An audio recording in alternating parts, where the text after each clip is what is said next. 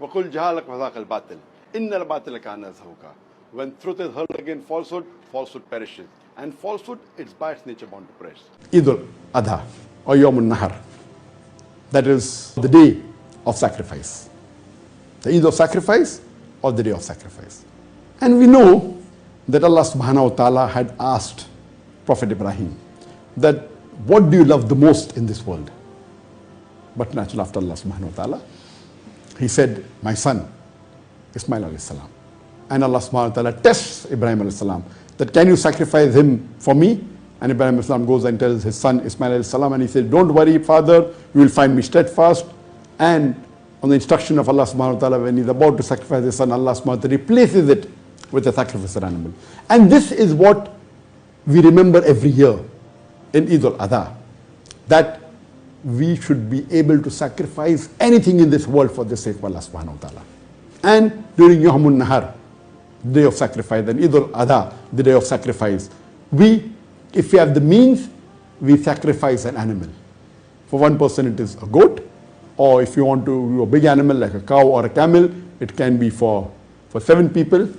And it's mentioned in Surah Hajj, chapter number 22, verse number 37.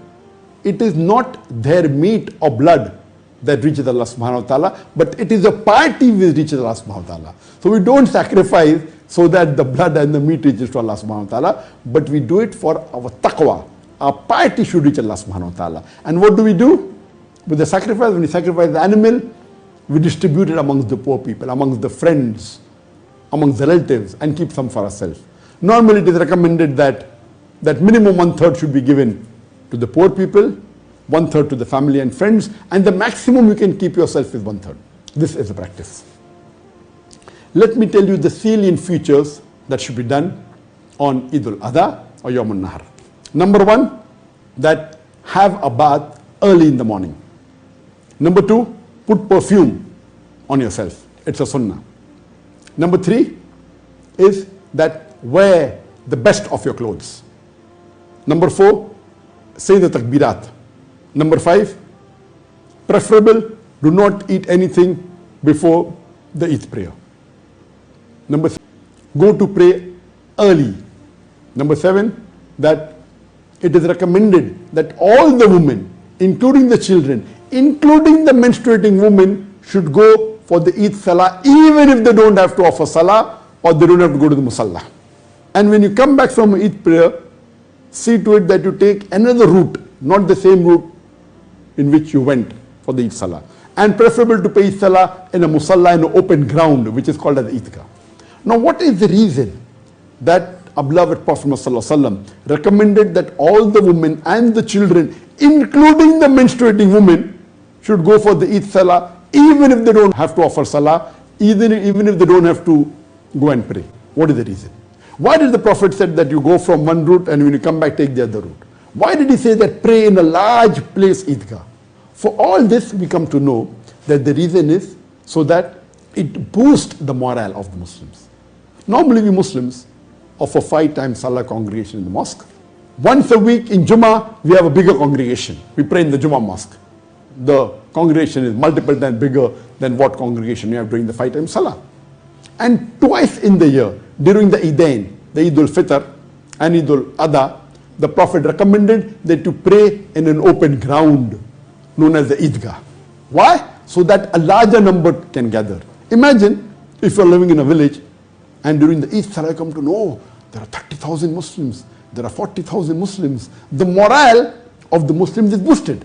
And if you are living in an area which has got non-Muslims also, the non-Muslim will think 10 times before interfering with the Muslims. Oh, the Muslims are 30,000 in number, 40,000 in number.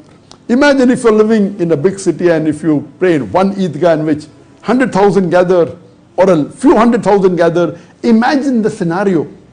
It will boost up the morale of the Muslims. And at the same time would give a non-Muslim a thought that they better not interfere with the Muslims. This is the psychology, what is the reason that the beloved Prophet ﷺ even told the women and the children to go, even the women if they're menstruating.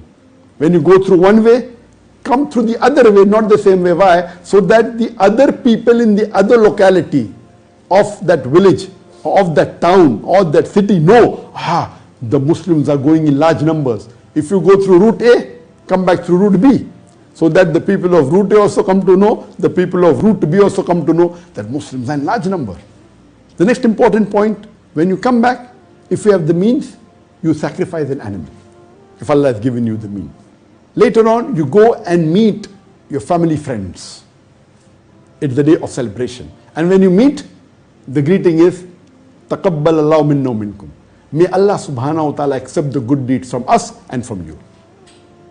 Normally, in India, Pakistan, they say Eid Mubarak or other words.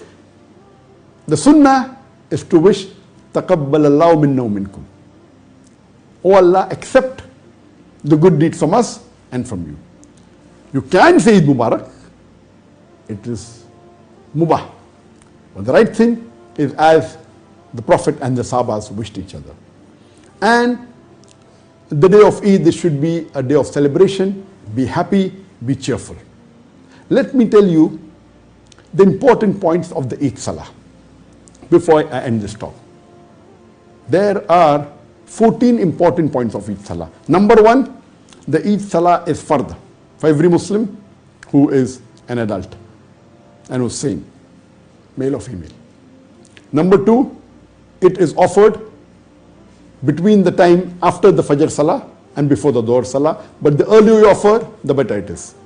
Number three, it should be offered in an open ground, a musalla, also known as the Eidgah. Number four, that if Eid falls on a Jummah, then praying Jummah on that day is not fard. But it is sunnah, it is recommended. If you pray, it is good. But if you want, you can abstain from praying Jummah Salah. At that time, you should pray only the Zuhr Salah.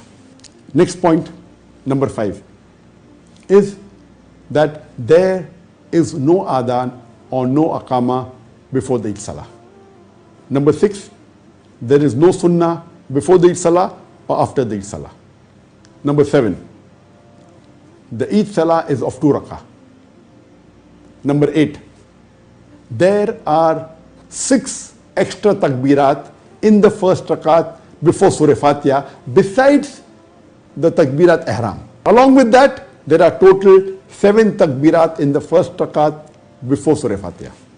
In the second rakat, after you get up from the sujood in the starting of the second rakat, after seeing the takbir, there are 5 additional takbirat before the Surah Fatiha in the second rakat.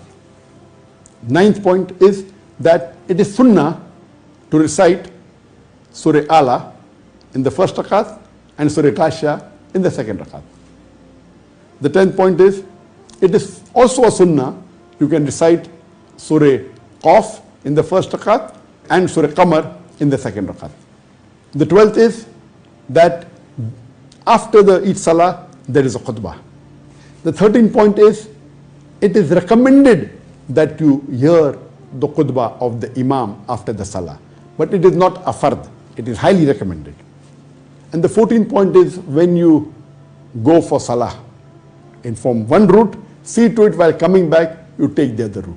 These were the 14 salient points of the Eid Salah.